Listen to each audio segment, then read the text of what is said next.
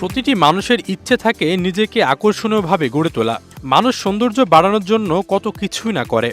পোশাকের দিক থেকে হোক বা ত্বকের সৌন্দর্যের দিক থেকে হোক, সবাই চায় তাকে দেখতে সুন্দর লাগুক। সৌন্দর্য বৃদ্ধির জন্য নানা উপায়ের কথা শোনা যায়। Cream, lotion, facial, laser therapy কিংবা বাজারে এখন নানা রকম সৌন্দর্যবর্ধক পণ্যও পাওয়া যায়।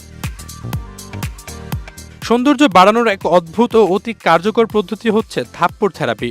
সৌন্দর্য বাড়ানোর জন্য থাপ্পড় থেরাপির মতো এই অদ্ভুত থেরাপি প্রচলিত রয়েছে দক্ষিণ কোরিয়ায়, যেটি সেখানকার বেশ জনপ্রিয় থেরাপি। দক্ষিণ কোরিয়ার নারীরা শত শত বছর ধরে থাপ্পড় থেরাপি ব্যবহার করে আসছেন। এই থেরাপি অনুযায়ী প্রতিদিন নিজেকে 50 বার করে গালে আলতো থাপ্পড় মারতে হবে। দাবি করা হয় এতে ত্বকের রক্ত সঞ্চালন বৃদ্ধি পায় এবং ত্বকের উজ্জ্বলতা বাড়ে। শতাব্দী ধরে দক্ষিণ কোরিয়ার নারীরা এই থেরাপি ব্যবহার করে আসছেন। নিয়মিত থাপ্পড় মারার ফলে তাদের ত্বক নাকি উজ্জ্বল ও টানটান থাকে। তবে মনে রাখা জরুরি, কেউ নিজেকে খুব জোরে জোরে থাপ্পড় মারবে বিষয়টি এমন নয়। থেরাপি হিসেবে নিজের গালে আলতো থাপ্পড় মারতে হবে। এতে ত্বকের রক্ত সঞ্চালন বৃদ্ধি পাবে এবং ত্বক চকচকে হবে।